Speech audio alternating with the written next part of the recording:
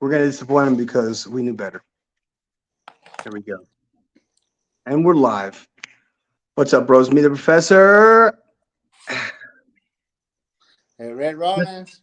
The Red Rollins is in the house, you guys. I wish that, I really wish that whoever hears this, will fully understand the kind of frustrations that we go through, not as veterans, but as just men in general. Okay. And I got a book that you guys might have heard of. It's called The 12 Rules for Life by Jordan Peterson. You guys see that? And that book right there, tell you guys something. This book right here has probably been instrumental in me becoming the person I should have been to begin with. Because there is one chapter in this book, and I'm just going to read you the title.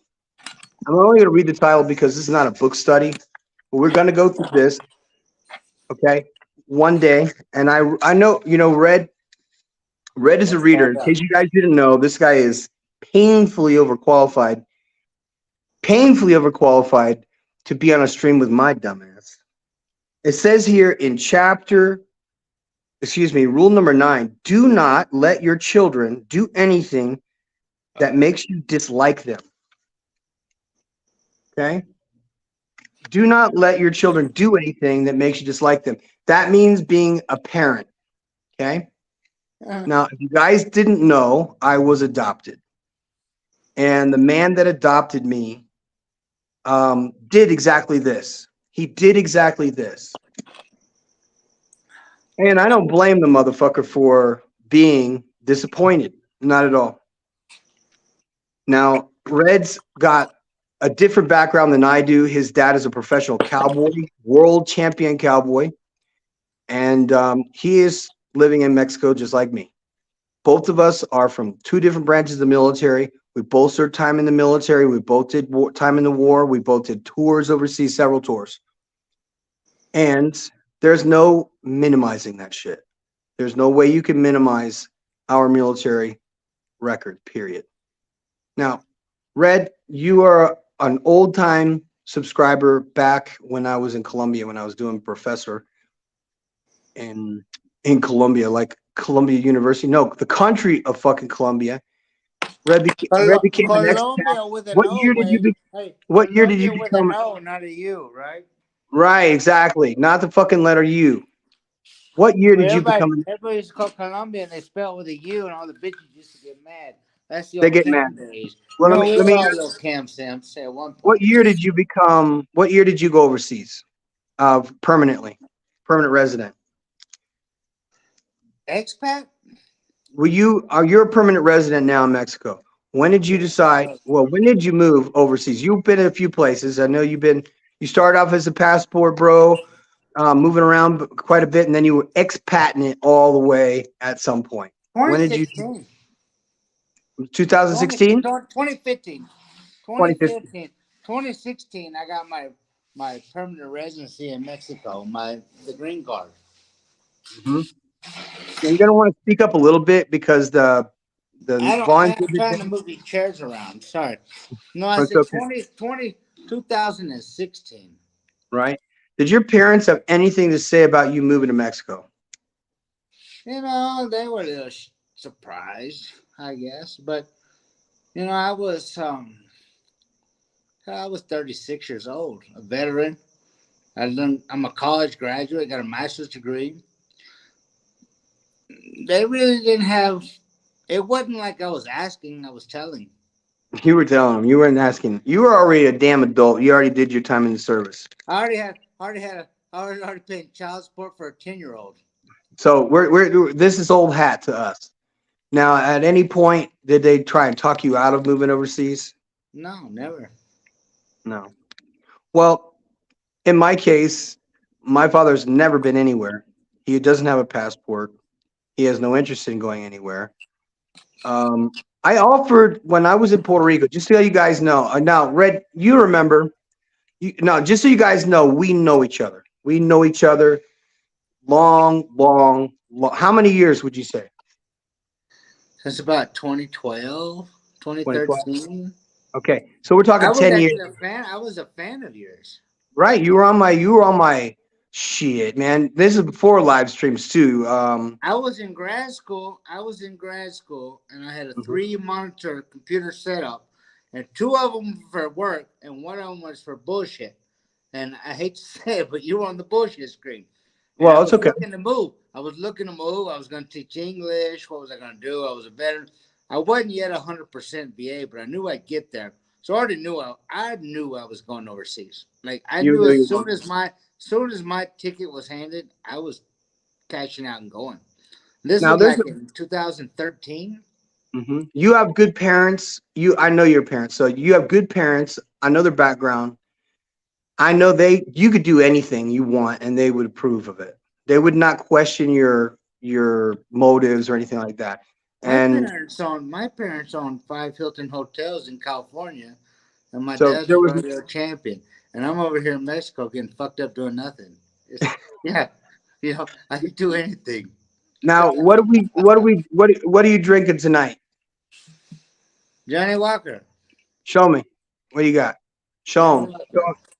So y'all know Red is connoisseur of whiskeys and steak.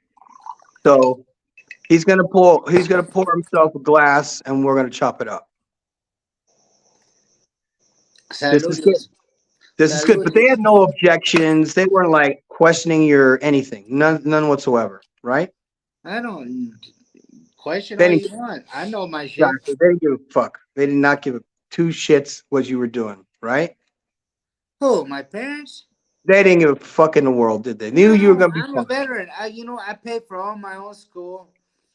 I started out, got out of, I went back to work at the Army. I was a lineman. I was an apprentice lineman for the power company. And that sucked.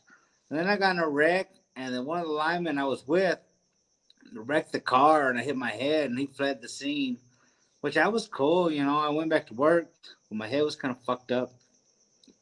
But I had a warrant because, I'm a man too.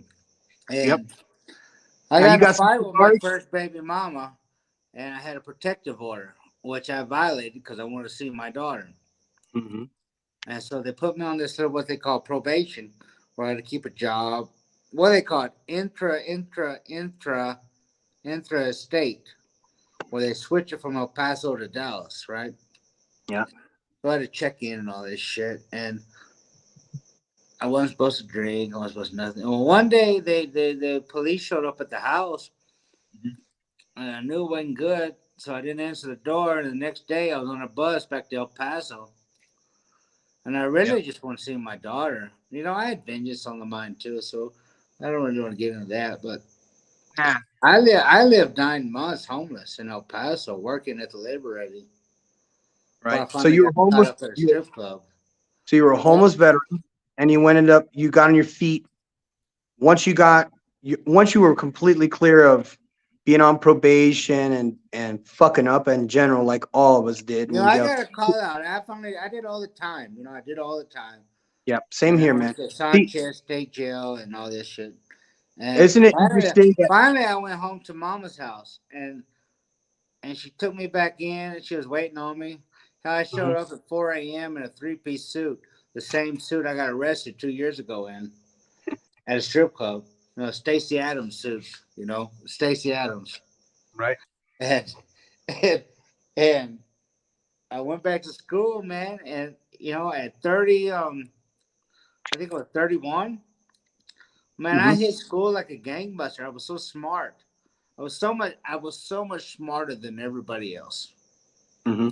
Which is an because I've been absolute. in the army, Let I've me been let in me let me just prison, I've interject been real quick. homeless. Let What's me that? interject. Let me interject. Red is painfully overqualified to be on a podcast with me. I'm gonna be learning something right now. So you guys.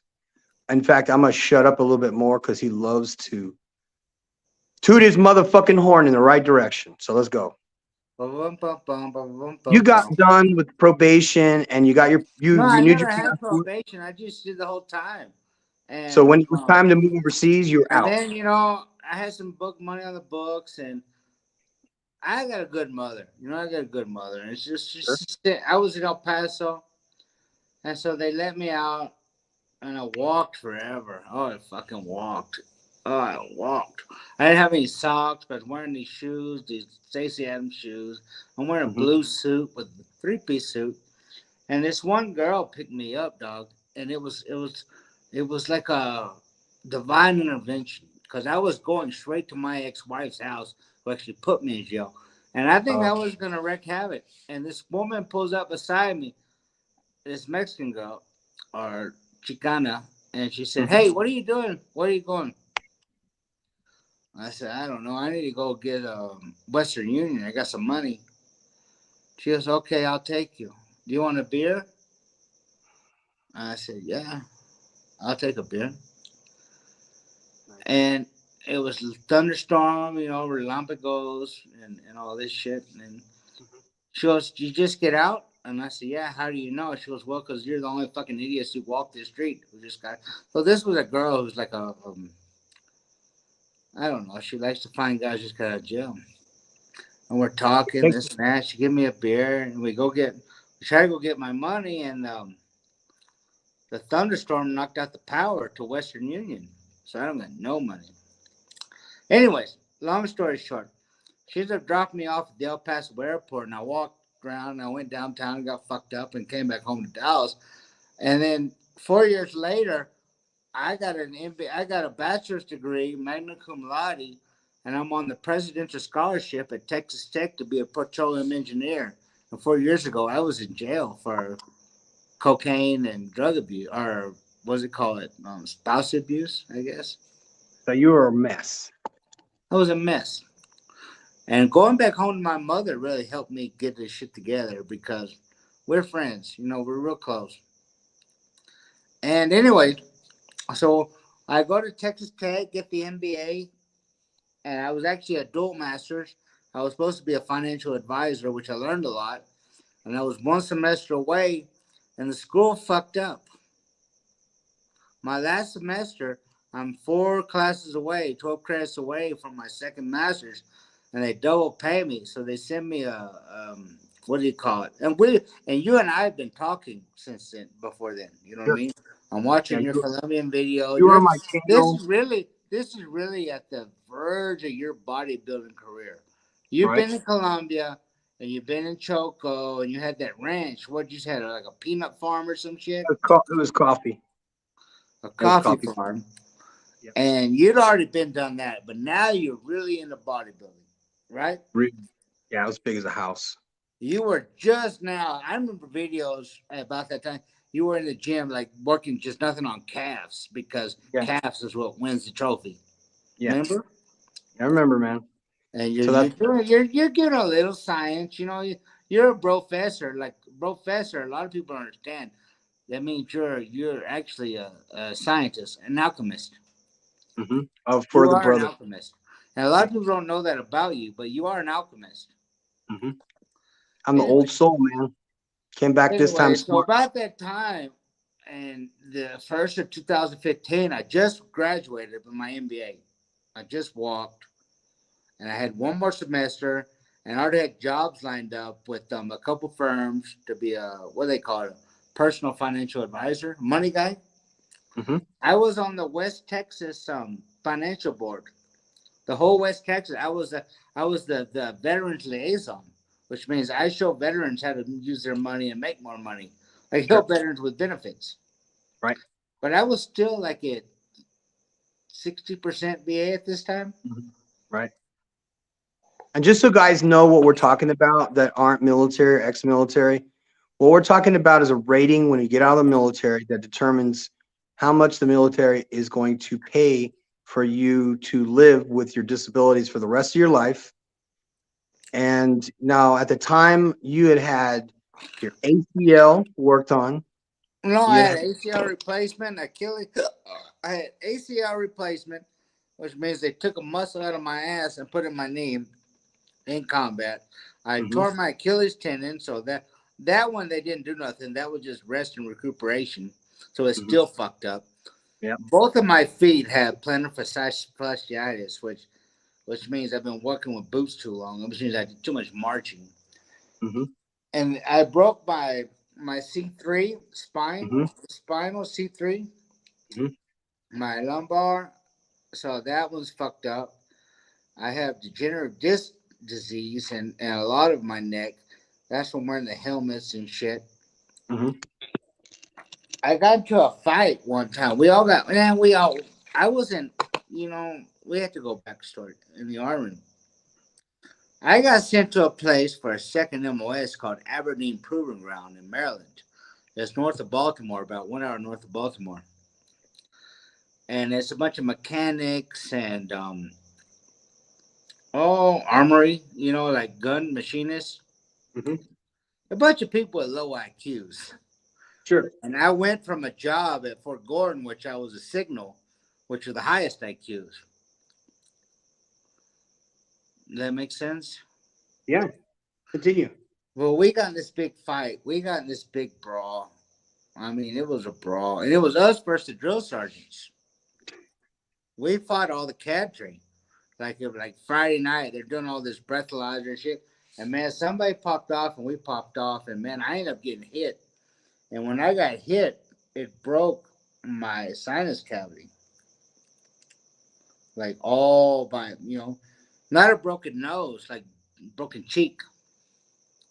Well, I went to a sick call and all this shit like everybody does. And yeah, you gotta, so I had what they call it, a profile. You know what a profile is? A profile is where it means you have like light duty for 6 weeks. You don't have to go to PT. You don't have to march. So I not thought nothing of it. Well, years later, I'm trying to build my VA and make money because I realized, man, I need to get some money, and I got all these injuries. Mm-hmm. I'm always got runny nose and shit. So I got sinusitis, chronic sinusitis because the army broke my face. Yep. Does that make sense? Yep. Sure does. My hearing is all fucked up because of the weapons. I was in artillery. I was in the battery. I was in the infantry. A lot of shooting, so I got fucked up ears. And so I filed VA disability claims, because I feel like I'm deserved just like everybody else, right? Yep. And a lot of thing about this VA stuff, I didn't know about it, right? I didn't know nothing about it. My first tour of duty, I got hurt when I tore my first tour. I tore my Achilles. I Mm-hmm. couldn't walk, and they sent me back from Baghdad to what's it called, Fort Dix, New Jersey. It's like a training base. Yep. And I was around all these old people, like who've been like a lot of National Guard actually, and they're mostly black people, but they were all like sergeants and lieutenants. Man, they put me on game, and they said, "White boy, soldier John, you better document your shit because they're gonna have to pay your ass." And I never knew what that meant until that moment at Fort Dix in New Jersey. And all these old heads, what we call old heads, showed me, no, your ankle is money. Mm-hmm. Your ear was too, right? Well, at that point, that wasn't a factor. This was my first tour. I did 2 tours of duty. I did 2 Right. enlistments. So I didn't really know. I thought, and I went on the what's it called, Charlie Company, and they had a word for it where they send you back home and pay you Title 10 pay, and you got to go to a National Guard place, like find a National Guard place to work at. But you Mm-hmm. don't really work. You're doing paperwork. You just bullshit. I'm active duty. But anyway, so I go on, I get healthy, and I go back to my unit in El Paso, and we go back on tour. Well, this time I get fucked up worse, anyways. I So remember. then I'm out. I'm out. Physically, I'm hurt. Right. So I learned. These motherfuckers going to pay my ass. You know, There are also I was downrange twice. Mhm. Got hurt, fucked up. But I don't really want to need to go into all my story because no, not at all. the But VA might call me later. but as far as like the PTSD that you got from the war, Oh, did you come on, brother. Come on, brother. hang on a second? I'm in a unit with people with no hands. Yeah. I'm So in a as far as unit like with people whose stomachs from Afghanistan got ate inside out. I was in Iraq when we got fucked up. I was QRT. You know what QRT is? Quick reaction when you team. got out, John, when you got out, do you think that a lot of the legal problems, because I'm going to go into my stuff real quick, and it is a landslide of shit, I got put out. I didn't go out. They put me out. right? But you still were able to get an honorable discharge, and you were able to get VA benefits, because you can't get VA benefits if you're dishonorably discharged, which is a big point I'm about to make, No, you because got to be honorable. you got to be honorable. See, what people don't realize is that people get thrown out of the military all the time. People get thrown out with injuries, and they don't even know that they got representation. So legally, when we got out of the military, we're all both scrambled messes of men. And the VA hospital does a great job, by the way, you guys, of Well, helping vets. not to interject, bro, because I like to, but in the meantime, this is before the manosphere. This is for alpha and all this talking. I got hemmed up by a woman who threw me into a washing machine. You know what I mean? I got a Right. 15-year-old daughter in El Paso that I don't even know Mhm. because I got played. Okay. They get a check, and you know that goes. So a lot of the manosphere stuff really wasn't out there. This was in '08. This was Obama area. This was when Bush and Obama changeover. This is way before Rushby and Shernick, all them guys. You know what I mean? Hmm. And Quintus Curtius and all the forum guys. This was before all that. Right. I got thrown into the mix way before that, and I'm not gonna say I'm a pioneer of it, but I'm a guinea pig of it. Do you think people treated you like shit because you're a father but a veteran? You're a homeless veteran too. So you were homeless Actually, they and treated me like a king because I was a veteran. That's the only thing that saved my ass. right. Because I was in the same boat as you as well, because I was homeless as well. Family had written me off in spite of the fact My that I had family was begging me to come home, but I didn't want to because I come five. up with money. I came up with money, and this was my one time to say, you know what, fuck your money. I'm gonna do it on my own.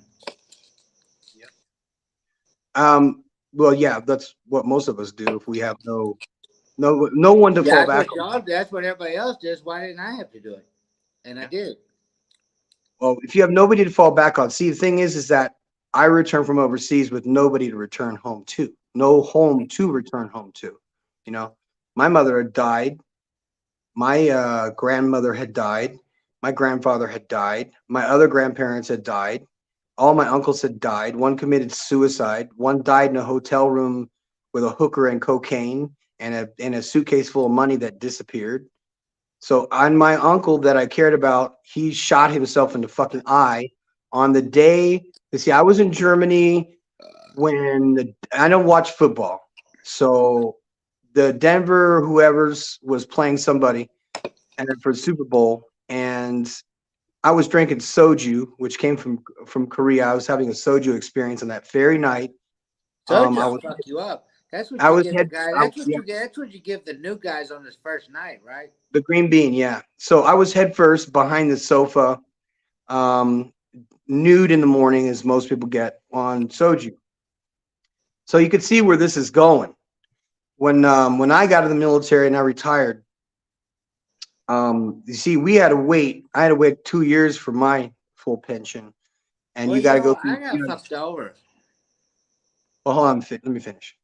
Finish. Um, so what as far as the topic goes, okay, you are fortunate enough to have a world champion dad cowboy, and a mom with a stable career and assets and things like that. But that wasn't your motive. But they were good people to you. That was the thing. I don't give a fuck about money. Okay, I don't care about money. You can't manipulate me with money. And the funny thing is that in my case, I come from a middle class family that had, because I was adopted, but I also have that the brother with me too. And so when my grandmother died, and by the way, guys, I was $70,000 in the hole in child support. I was homeless, penniless, suicidal, and homicidal. And I lived at the fucking VA, around the VA, under the VA, in the fucking bushes with the rest of the fucking motherfuckers that are scrambled messes too.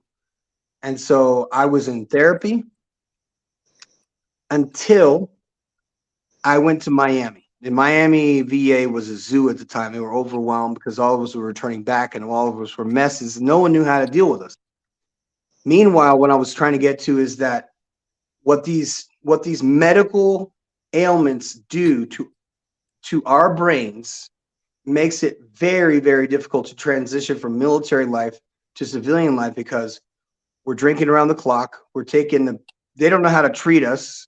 So they're giving us, what are they giving us? Benzos, they're giving us Ambien, they're giving us trazodone, all these narcotics basically. Bullshit. And Bunch of you can go bullshit. around the VA hospital and you can see everybody looking like a zombie. But now they're way better and they have had treatment and they've learned there's new techniques and there's new stuff for that. So, but before that, we were basically just put out the pasture. They didn't know anything about PTSD, they didn't know how to treat PTSD. They were treating it as anxiety disorder and stuff like that.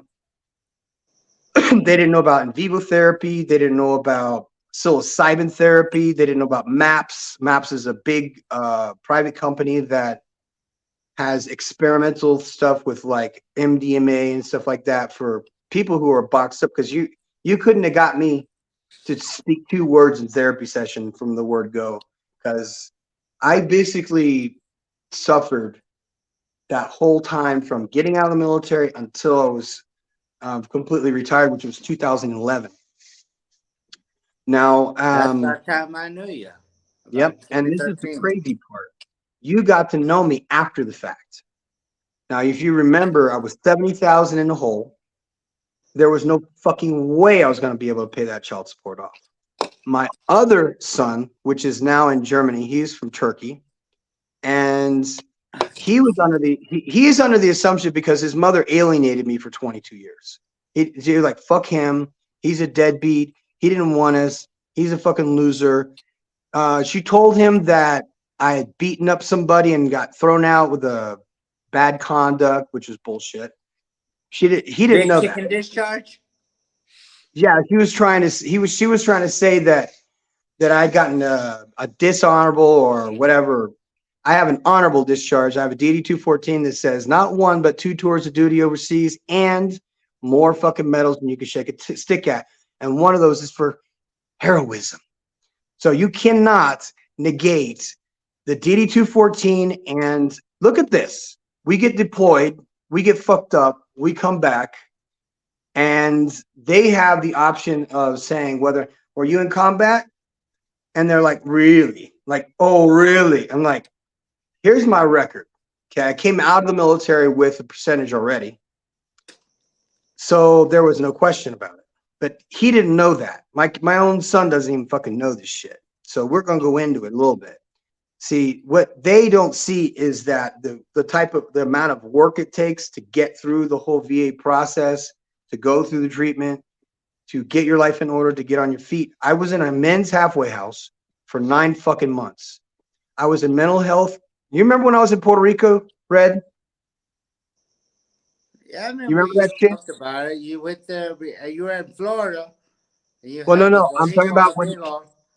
He you said remember when something I about amigo Borico, Boricua, right? and he So was going to help you because they had a fast lane.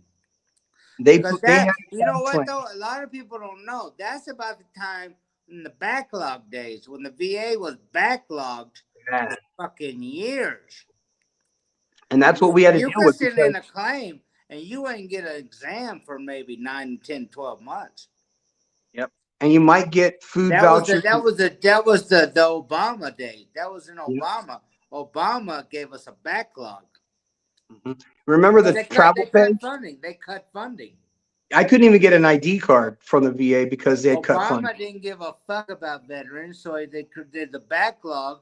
It's the same as Biden don't give a fuck about the border. These Democrats don't give a fuck about us. No, They're the they're ones trying who to collapse sends the us whole there. world. It's their shit that sends us to the war. But then when we come back, they don't give two fucks. And that's Yep. my opinion. And I'll smoke it and I'll take a day off on it. Now, speaking of smoking, can you show us what you got from Veracruz? Oh, Just I hold one got up. some. Hey, Just hold one up. these are Morenos. Okay. And these are from Hold them up to the camera so we can see them because I can't see anything. You're totally blacked out. well, that's why I like to be. Well, it's okay. These Tell are them what you got. La Jolla. These are puros from La Jolla, San Andres.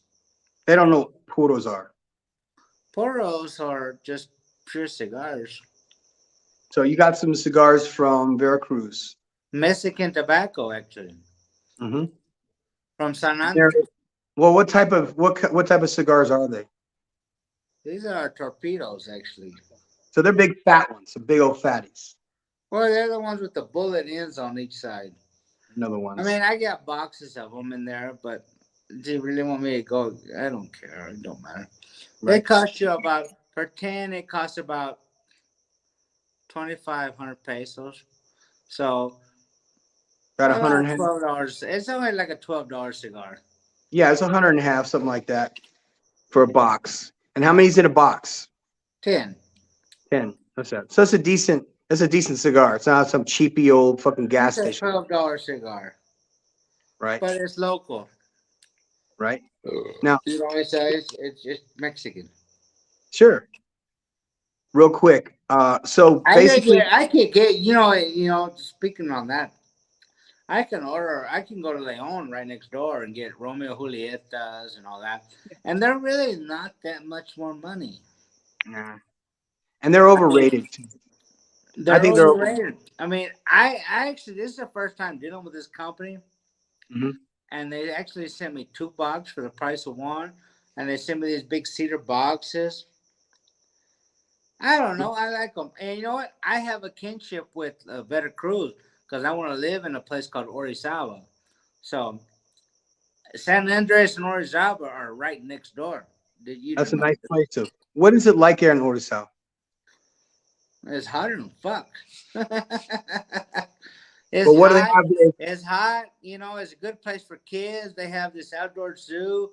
They have a natural local river that like runs 2 miles through the whole city, and it's a outdoor zoo where they have tigers, lions, and bears. Oh my! Mhm, And they also it's the home of Cree, which if mhm. you're not Mexican, you don't know what that is. But I'm Mexican, so Cree is it's like a kid's Mickey Mouse. Okay. It's like the Mexican Mickey Mouse. There's a bunch of Mexican. songs. They have a big museum. It's the home of Cree. They have all these songs. Like when the kid's crying, he's a baby in the mother's arms, they sing Cree songs. Well, Orizaba is the home of Cree, like where the artist comes from. And they also have a big outdoor pond, a public swimming hole. It's like a swimming hole. Like let me put this better. The Beverly Hillbillies. Yep. The cement pond, what they call a cement pond, like the outdoor swimming pool. Well, they have a cement pond in Orizaba where everybody goes at 7, 8 in the morning, and you get a local dip and you dive in. It's all natural spring water. And it's about 60 degrees. It's not hot. It's not warm. It's cold, but it's good for your health. You go swim to the center and you swim back. They have cafeteras, taquerias. It's just a place to come in the morning to get you. It's like a health spa, like a public health spa. You know what I mean? I've never seen that before in my life. Like a public pool where you dive in and where everybody. It's like a health spa and it's free. That's awesome. Now, I've in your never seen experience, that before in my life. Have you ever seen that? Like a I just public left this. house, like in the center of a city, Yep. they have an outdoor like pool, like a natural spring pool, where Mhm. everybody just dives in, they swim around, and they get out, you towel off, and that's like your daily, your morning. Fuck, I'm healthy. I just left a place in Hidalgo that had the natural hot springs. So yeah, I just was there, what, 2 weeks ago? The aguas termales, yeah. Yeah, I was Well, just this there. is this is like on the other end. These are like cold springs, Right. and everybody who lives there, they look 20 years younger than they really are. They have all the coffee. I mean, it's hotter than fuck. Midday is hotter than dog shit. But you get used to it. You know what I mean? Now, It's like, Iraq was hot too. We got used to it. that's damn right. Now, let me ask you, why'd you pick Mexico? I picked Mexico because I was gonna go to Panama. I was gonna go to Casco Viejo in Hmm. Panama. Right. I learned all about it. I already looked up Medellin because of you, Medellin, Hmm. and Bogota, and Cali was a no. Cali was a no. Cali was a shithole back then too, by the way. Yeah, But it was a no no. no, you And didn't go to Cali back in them days. It was still rough. And you the went to even the though bodybuilding. Some people on the Rouge V forums went to Cali, but they were like big bad oil. What do they call them? The oil guys, the roughnecks. okay, They were from Canada and they had money and they would go fuck around. And these guys were built. You know what I mean? I'm built, but I'm not. I'm not a giant. And so I started coming back closer to home. And Southwest Airlines, from where I was at, Texas Tech in Lubbock, it was $100 flight from Lubbock to Mexico City. And I was really going to go to San Miguel de Indy, but I found out it was full of old people. So I said, oh, fuck it, I'll go to Guanajuato, a college town. I college just time. left. I just left the college town. Why not go to another? Tell them about the difference. Tell them what it's like there, because nobody can wrap their head around what these places are actually like. Well, where I live, it's really not a place for white people. Okay. And if it's not a place for white people, it's damn sure not a place for black people. Right. Now, that's what I was going to get into because most of my friends are black. Most of the people that you and I grew up with were black. You and I went to high school, everybody was black. Most of the people who went to our weddings and funerals and all that stuff were all friends from high school, which are also just happen to be black. And I now, went to an all white school, but I played college ball with you know all what the I'm black talking people. about. Yeah, I didn't go to an all white school, but you did go to a college that was definitely heavy. So yeah. we have no My differences. university, Northwood, was We have no 97%. And the we army, have no differences the with them army as was far as mostly like black. expats go because they don't have a problem traveling now. Because now the passport bro movement. See, back then there weren't a lot of black travelers. There were a few that had money, but now it's like way better because they realize they don't have to deal with the women in the states anymore. And one of the reasons why they The only canceled me, friends I one had of in the the reasons army. why they canceled me in Medellin was because you can come down here and be a man. And that line alone made me go viral because the feminists went fucking bananas. Because they're like, who is this guy? Who does he think he is? Basically, I had an Austin Hallman moment that I should have been able to write out to 30,000 subscribers in no time on YouTube. And then just so everybody knows, because like I said, a majority of the Let me friends that tell I you have, this, the guys. Marines that come down, the Army guys that come down, and we're talking about Mexico because Mexico isn't Medellin, Mexico isn't Brazil, Mexico isn't the DR where you got melanated people. Mexico can be motherfucking racist, even towards us. What do you think? Oh, 100%. Because even I have experienced it, even this fucking week. And this is the bizarre part, because you could be, the guy And I think what it comes down to is envy. There's a lot of envy involved. Plus, a lot of even you know that when they started like all the passport bros started happening. This is not recent either. This is like 2015, 2016, 2017 when I was inviting all these ex-military guys to come down, which just happened to be, as you could see in my videos, when my friends are interviewing me about Medellin. My friends are interviewing me about Choco. My friends are interviewing me about Circassia, where I had the coffee farm. And they're like, so there's not, see, they have they're gun shy about racists. And, back in Colombia, they used to call me mono, which means monkey, which means blonde haired guy.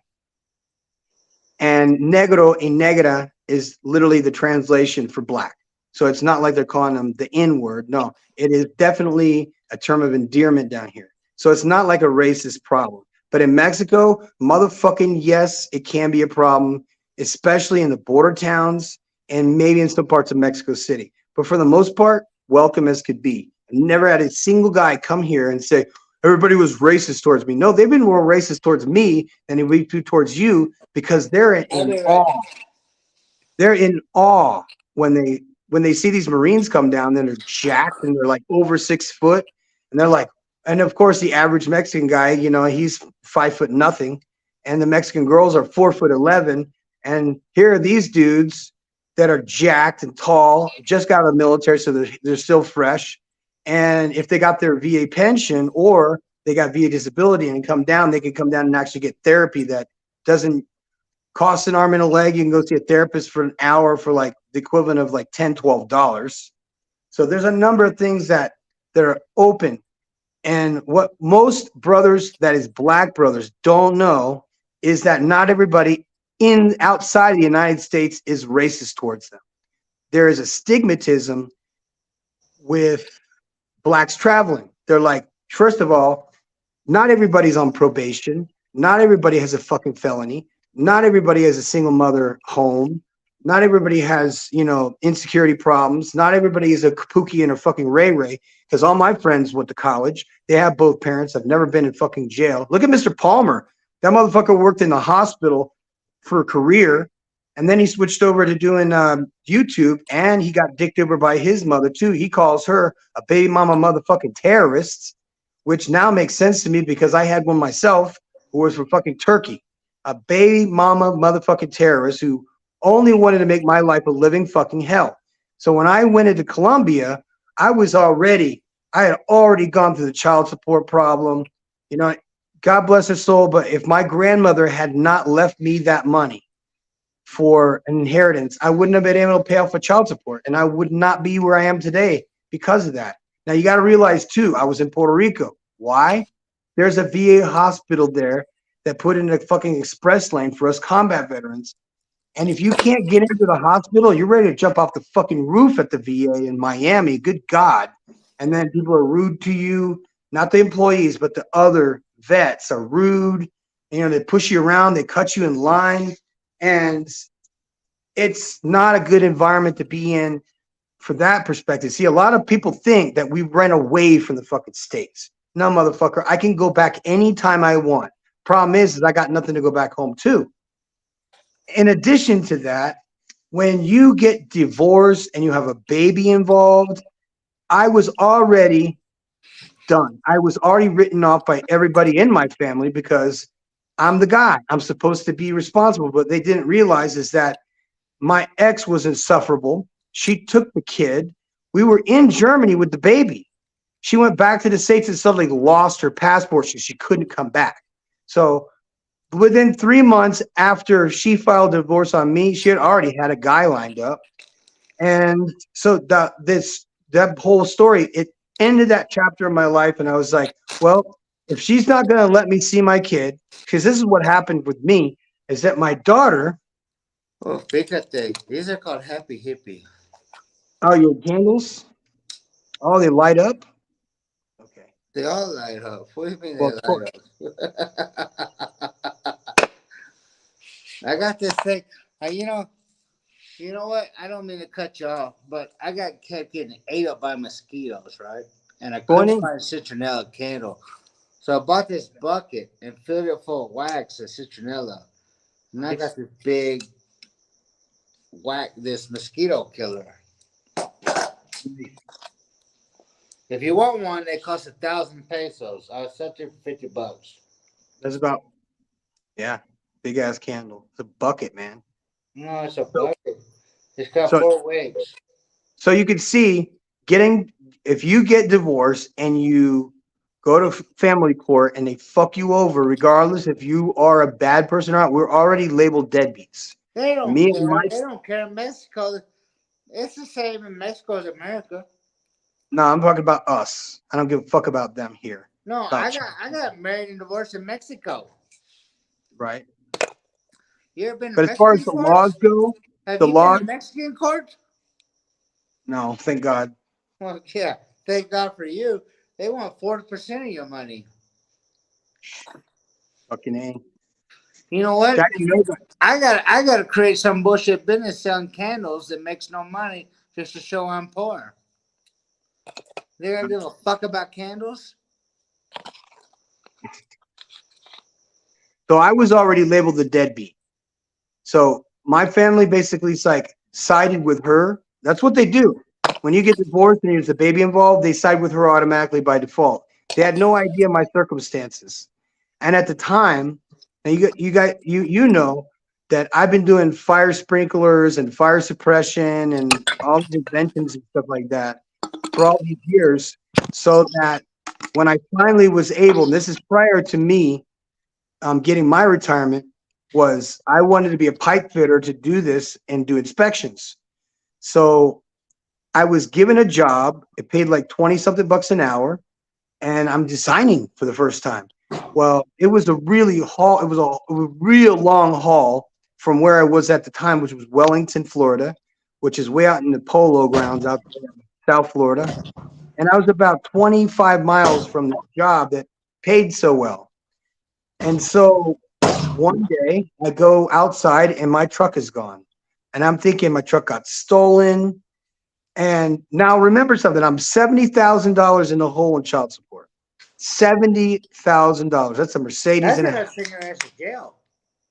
Well, I managed not That's to. a But I state had my jail license. felony. That's a state jail felony. 6 months to 1 year. Oh yeah. It was $1 a day or something like that. That's a So state jail felony. That's a state jail felony. It's not like on Texas. I don't know. I don't know anything but Texas. right. But a state jail felony is not not a felony like a third degree or they have their own state jails. That's where I went for coke. It was So hear me out. you actually go to the worst jails. Yeah. You go to Hear me out. the gang jails. So you could be an Yeah. average Joe Blow. You could be an average Joe Blow who doesn't want to pay child support, but you're not really a dangerous guy. Like you're Mhm. not about it, like about it. Right.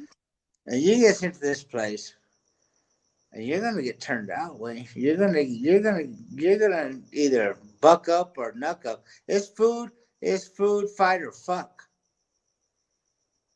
You know those three: food, fight, or Yeah. fuck. Right. Give all your food away, fight for it, or they're gonna fuck you. And I'm not talking about fuck you in the literal sense. I'm talking about fuck you up the ass. Yeah. So I managed to, when my grandmother passed away, I made sure I paid that child support off. I renewed my passport and immediately left Puerto Rico, which, by the way, I was in Puerto Rico for 2 years. I was obligated to go to 2 days of therapy a week for 2 years because I was a danger to myself. I was hospitalized 30 fucking times the entire time. So as you can see, this is leading up to some major changes in life. And like I said, money does not matter to me. Like, now I don't obsess about money. Americans are very in love with money. They are obsessed with money. All they do is talk about money. All they do is wear shit that nobody can afford and then make fun of people who go to fucking Walmart. I don't have time for that shit. That was one of my main motivators Well, for, this is before the Amari. This is for Greg Lauren. This is back in Polo and Tommy Hilfiger days. Yeah. So We as you didn't can have see, we had designer, but we didn't have what they have now. mhm. What was You I know, talking so about? so you either wore it or you didn't. But if you Yeah. didn't wear Tommy, you can go get an Izod shirt that looked the same. You Mhm. know what I mean? Do you have brain trauma too? Who me? Yeah. Did you get? Do you have brain trauma I too? got multiple brain traumas, frontal lobe. Okay. And has it affected your memory in short term as it has affected mine? Like, for example, I'm about to talk about something, On and the record, yes.